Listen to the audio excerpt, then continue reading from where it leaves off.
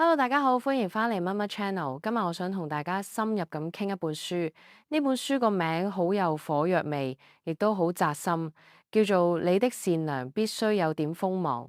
唔知大家有冇試過喺生活或者工作入面，明明自己係出於好心想幫人，但係最後搞到自己成身蟻，或者係俾人當係理所當然。你明明做得好辛苦，但係身邊嘅人好似完全唔感激你。甚至仲會喺背後話你做得唔夠好。如果你有過呢種明明我咁好人，點解最後受傷嘅係我嘅感覺？咁今日呢段內容簡直就係為你量身訂造。好多人自細受嘅教育都係教我哋要做個好人，要大方，要體諒，要忍讓。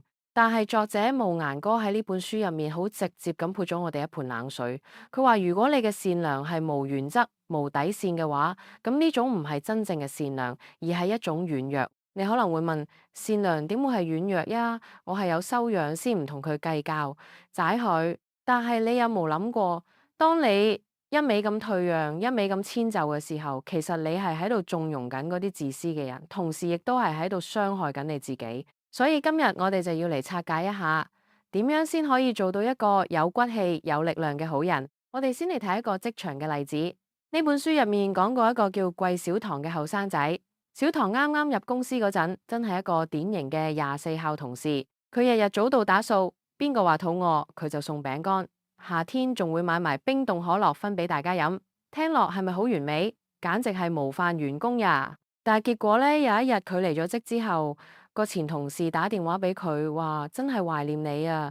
你走咗之後，天氣咁熱，都冇人幫我買可樂啦。小棠聽完呢句，個心即刻沉咗落去。原來喺人哋眼中，佢嘅價值就係嗰支可樂。點解會咁？因為佢太過好說話，令到人哋完全睇唔到佢嘅原則，甚至到最後，主管叫佢做啲私人雜事，佢都唔敢拒絕。結果俾經理發現咗，話佢連誠信都冇，最後工都冇埋。呢個故事教咗我哋一樣嘢：如果你習慣咗做便利貼男孩或者便利貼女孩，人哋就唔會再重視你。你對人哋有求必應，其實係抹殺緊你自己嘅價值。你會唔會都覺得自己有時係咁想拒絕，但係又怕傷感情，想講唔好，但係出口變咗好？作者就話啦，呢種唔敢拒絕嘅心理，其實係因為你太在意人哋點睇你喎。你覺得要透過人哋嘅肯定嚟證明自己有價值，但事實係，當你連自己嘅意願都唔尊重嘅時候，人哋更加唔會尊重你。咁我哋應該點樣保護自己呢？書入面有個好重要嘅觀點，叫做醜話講喺前頭。好多人覺得大家咁熟，講錢講規矩好傷感情啫，但係事實啱啱相反。如果你一開始唔講清楚底線，最後往往會傷得仲重。就好似書入面講過阿琪同佢親生妹妹嘅故事。妹妹想買車，阿琪月薪得5000，但係妹妹一開口就要借5萬，阿琪死撐，慳吃儉用供咗1年先還晒債。點知還完之後，妹妹又嚟借錢買樓。阿琪今次終於火啦，大嗌要錢無，要命一條。結果兩姊妹大嘈一場，好耐都冇講嘢。但係奇怪啦，阿琪反而覺得有一種前所未有嘅解脫感喎。點解呢？因為佢終於學識咗對自己負責任。你要明白，你無義務去成全每個人嘅慾望。如果一件事超出咗你嘅能力範圍，或者係會令你生活得好辛苦，你就要果斷拒絕。呢種拒絕唔係自私，而係一種對風險嘅確認。一味嘅取悅同忍讓，只會令你變成一個無主見嘅爛好人。我哋再嚟傾下另一種低智商嘅善良。你有冇見過嗰啲所謂嘅正義之士？例如喺超市排隊，有個阿伯插隊，你上前同佢理論，結果隔籬個路人甲居然話：哎呀，你後生仔由得佢啦，唔好咁斤斤計較啦。或者係你喺公司俾人蝦到喊。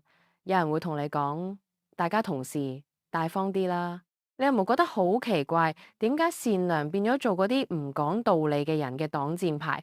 作者好犀利咁指出，呢啲人其實係無知即惡，佢哋未必係壞人，但係佢哋懶得去思考真相，淨係識得企喺睇落弱勢嗰一方。佢哋唔係真係善良，佢哋只係想透過慷他人之慨嚟顯得自己好高尚。我哋要記住，真正嘅善良係要講道理、講真相嘅。如果你因為對方弱就無條件退讓，咁你其實係喺度破壞緊社會嘅規則。就好似書入面講，有一個女仔，佢個前男友當年劈腿，害到佢爭啲自殺。幾年後個男嘅生病，無錢醫，翻嚟借錢，身邊居然有人勸佢要善良啲，幫人一條命。呢個女仔好有火咁話：佢條命係命，我當年嗰條命就唔係命呀。講得真係好，你無義務去原諒嗰啲傷你傷到入骨嘅人，更加唔可以用善良嘅名義去縱容惡行。傾到呢度，我想問下大家，你有冇試過道德綁架你身邊嘅親人，或者俾人綁架緊？書入面講咗一個張一一嘅故事，真係好多家庭嘅縮影。張一一自細屋企窮，大個咗有本事買大屋，就接父母嚟住，仲叫埋家姐嚟幫手帶細路。佢覺得自己付出咗好多，買靚衫，俾生活費，係全家嘅大恩人。但係結果呢，父母住得好辛苦，家姐做咗一個禮拜就喊住要走，連老公最後都要同佢離婚。點解會咁慘？因為張一一有一種好強烈嘅付出感，佢覺得我為咗你哋咁辛苦工作，你哋就要聽我話，我數落你兩句係應該嘅。佢老公講咗句好扎心嘅話：你以為你付出咗呢啲嘢就有權利去勒索人哋嘅情緒咩？好多人覺得我係為你好呀，所以我可以控制你。但係作者話呢種以愛之名嘅付出，其實係一種極大嘅惡，因為你剝奪咗人哋選擇嘅權利。每個人嚟到呢個世界，都唔係為咗按住你嘅方式去過一生。如果你嘅愛係要人哋犧牲尊嚴去換取，咁呢種愛其實係一種壓力。所以你要學識先顧好自己，再照顧人。善良其實係一種能力，而唔係一種純粹嘅自我犧牲。如果你連自己嘅情緒都處理唔好，連自己嘅生活都過得苦哈哈，你憑咩去照亮人哋呢？就好似飛機上面嘅安全指引咁，你要先幫自己戴好氧氣罩，先可以幫到身邊嘅人。咁講到尾，點樣先可以令自己嘅善良有鋒芒呢？書入面俾咗幾個好實用嘅建議。第一，要學識適度零容忍。當人哋踩到你底線嘅時候，你要發聲。就好似書入面一個叫李丹嘅女仔，佢個新經理專登針對佢，將啲辛苦嘢塞晒俾佢做。李丹冇默默忍受，而係拍台同經理講清楚，我有申訴嘅權利，你咁做唔合理。結果個經理反而收斂咗。你要明白，一個長期俾人蝦嘅人，只要有一次奮起反擊，以後蝦你嘅人自然會少好多。第二，要建立個人嘅邊界感，你要分清楚乜嘢係你自己嘅事，乜嘢係人哋嘅事，乜嘢係老天爺嘅事。好多人之所以活得咁攰，係因為佢哋管得太多人哋嘅事，又擔心太多老天爺嘅事。守護好你嘅親密距離，唔好隨便越俎代庖，亦都唔好俾人隨便侵犯你嘅邊界。第三，要學識示弱，唔好死撐。好多人好強，覺得咩都要自己搞掂，結果搞到自己內傷。其實適當咁請人幫手，反而係一種生存智慧。就好似個爸爸叫個細路搬大石，個細路搬唔喐，話盡咗力。爸爸話：你未盡全力，因為你未請我幫手。承認自己唔係全能嘅，你會活得從容好多。最後，我想送俾大家書入面最重要嘅一句話：你可以善良，但係請唔好無謂嘅善良。世界係殘酷嘅，佢唔會因為你心軟就對你好啲。相反，如果你無實力、無原則，世界只會變本加厲咁踩低你。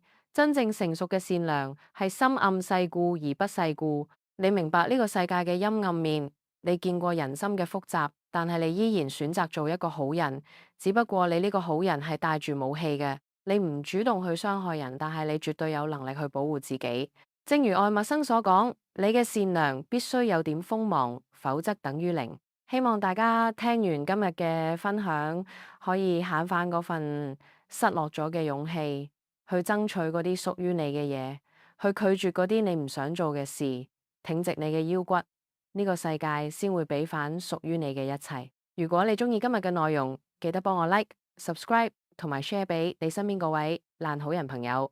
我哋下集再見，拜拜。